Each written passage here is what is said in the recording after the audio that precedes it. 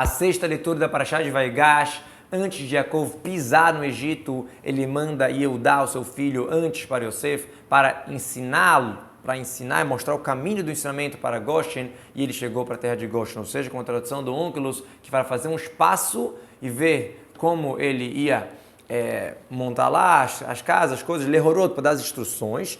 Lefanav, antes dele, ou seja, antes de Yaakov chegar, ele já manda Yehudá na frente. O Midrash diz que ele simplesmente não foi só olhar onde eles iam se habitar, e sim foi olhar a coisa mais importante que tem, fazer um Beit Talmud, uma casa de estudo, que de lá ia sair as instruções, os ensinamentos, ou seja, antes de eu me mudar com a minha família, ele montou uma escola judaica, uma yeshiva, uma instituição de ensino, que é o mais importante de tudo, e aí sim podemos morar no Egito. Yosef amarrou a sua carruagem e subiu ao encontro do seu pai, Yaakov, Israel, para Goshen, ou seja, quando estava vindo, Yosef sai do palácio para ir encontrar seu pai, e ele apareceu para ele, caiu sobre o pescoço dele, chorou sobre o seu pescoço mais. Ele montou a sua carruagem, ele próprio amarrou os cavalos para se agilizar, para ir em honra do seu pai, ou seja, não foi nenhum servo que ele fez, por mais que ele era vice-rei. Yosef apareceu para seu pai e chorou, e chorou mais ainda, né? Linguagem de muito choro, por isso fala od, linguagem de muito, né? Além do normal, né? Igual lo yassim, vechen ki lo yassim od, né? Linguagem de não, mais tramas, assim também ele chorou mais do que o normal. Mas Yaakov, não está escrito nada, nem que ele caiu, nem que ele chorou, nem que ele beijou. Dizem os sábios, ele estava lendo o Shema. Estava na hora de falar o Shema, mas o que tem a ver? Não tem outra hora para falar o Shema? Justamente, ele encontra o filho dele depois de 22 anos e vem falar o Shema. Aqui tem uma explicação linda, que diz o seguinte: Yaakov sabia que o momento de mais emoção da vida dele, com certeza era esse momento. E isso ele quis entregar para Hashem e falou um Shema Israel, Hashem Elokeinu Hashem Echad, com toda a emoção, com toda a intenção. Ele entregou aquele calor todo para Hashem. E disse Israel para Yosef: eu vou morrer dessa vez, eu já posso morrer depois que eu vi a tua face, que você está vivo ainda. Literalmente é como a Onkelos fala, né? Agora eu já posso morrer, já que eu já te vi. O Midrash fala que Yaakov estava com medo que ele ia morrer duas vezes, nesse mundo, a morte normal, e no mundo vindouro, porque a Shekinah foi embora de mim.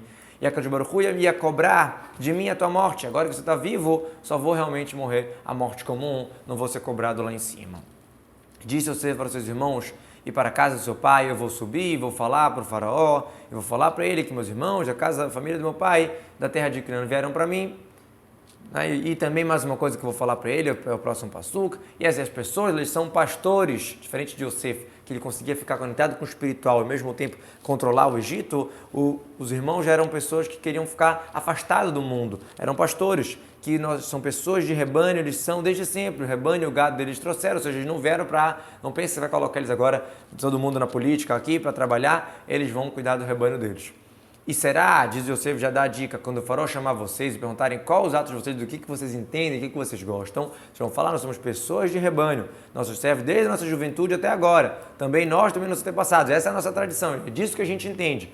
Porque isso, para vocês poderem morar na terra de Goshen, que é distanciado da muvuca do Egito, porque é abominação para o egípcio, todo pastor de rebanho, a idolatria do Egito era o carneiro, etc., os animais, então a ideia dos pastores, a ideia de rebanho era abominável para o Egito. E a terra de Goshen é uma terra que tem muito pasto, é o que vocês precisam, né? E quando vocês vão falar que vocês não têm expertise em nenhuma outra trabalho, ele vai afastar de vocês, né? E não vai colocar vocês na muvuca, na capital, vai botar vocês nesse canto mais resguardado de Goshen, que é abominável do Egito todo pastor de rebanho, já que eles são divindade, deidade, eles são uma idolatria para os egípcios. E Yosef veio e contou para o faraó e disse: meu pai, meus irmãos, o rebanho deles, o gado deles, tudo que eles tinham, vieram da terra de Canaã e eles estão na terra de Goshen. E uma parte dos seus irmãos, ele pegou 5 homens e apresentou eles perante o faraó. Por que fala um mictse, uma partezinha? Ele pegou dos mais fracos, dos menores de força, que não pareciam fortes, mas que todos eram fortes. Porque se eles vissem os que pareciam mais fortes, ele ia colocar eles para serem responsáveis da guerra. Quem são esses que pareciam mais fracos? Reuven, Shimon, Levi, Sahar e Binyamin. Por isso que Moshe não dobrou o nome deles quando deu Abraham. Né? Quando Moshe vai dar Abraham e fala o legado Amar, Baruch, Marchiv, Gad, usa 2 vezes. Esses 5 não. O nome dos fortes ele falou 2 vezes. Outro Leudá, Shmashem Koleudá, o legado Amar, Baruch, Marchiv, Gad, assim por diante. Mesma coisa Naftali, Dan, Zvulun, Asher. essa explicação do Bereshit Rabbah, que é o Midrash da terra de Israel. Ou seja, por uma explicação, esses são os 5 fortes, os 5 fracos são realmente Reuven, Shimon, Levi, Issachar e Binyamin. Mas no Talmud Bavli, no Talmud da Babilônia, que é o nosso Gemara, que todo mundo estuda, a gente encontra que aqueles que Moshe falou 2 vezes o nome deles, esses que são os fracos, e esses que ele trouxe perante o faraó. Então seria Yehudá, Dan, Asher, Naftali, etc. Yehudá, que foi falado 2 vezes o seu nome, não foi por uma questão de fraqueza, a gente sabe que ele era muito forte, a gente viu no início da Parashá como ele chegou para Yosef, inclusive o Midrash conta que ele pisou, né, muito forte no Egito, que estremeceu a terra toda. E sim, tem um outro motivo, como a Gemara conta a história, que por conta de Yehudá ter assumido sobre si que ele ia ser excomungado, então os ossos dele, depois que ele faleceu, estavam sofrendo, estavam rolando no caixão, e aí Moshe reza por ele, como está explicado lá na Gemara de Baba Kama, e na Braita do Sifri a gente encontra a explicação igual do Talmud Bavli, ou seja, que esses 5, Yehudá, Gad, Naftali, Dan e Zvulun e Asher, foi quem eles apresentou, quem Yosef apresentou para Yosef. Aí disse Faraó para os irmãos de Yosef, qual o ato de vocês? Eles falaram para o Faraó, nós somos pastores de rebanho, também nossos antepassados. E eles falaram para o Faraó, a gente veio morar como forasteiro, não ficar aqui fixamente, lagur, que não tem pasto para o rebanho dos teus servos, que está muito forte a fome na terra de Canaã, e agora vão ficar os teus servos na terra de Goshen, ou seja, a gente vai ficar nesse espaço que é mais reservado e que tem um bom pasto. E disse Faraó para Yosef, dizendo, teu pai e teus irmãos vieram para você, a terra do Egito está perante você, no melhor da terra coloca teu pai e teus irmãos, eles podem ficar na terra de Goshen, e se você souber que tem pessoas de sucesso, pessoas que manjam de outras áreas, eu quero colocar como ministros do rebanho que eu tenho, pessoas que têm, são experts na profissão deles para pastorear, então eu quero que eles sejam responsáveis do meu rebanho, quer dizer, de qualquer jeito Faraó quis colocar alguma função para eles.